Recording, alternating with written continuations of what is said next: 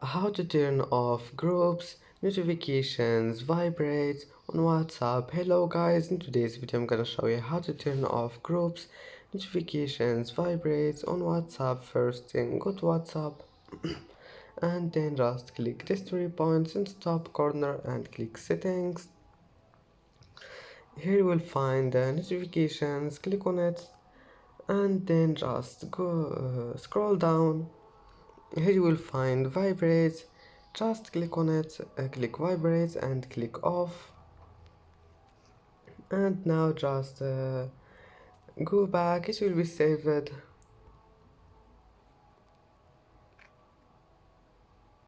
And that's it for today's video.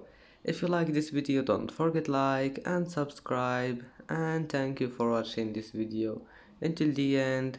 And now see you in the next video.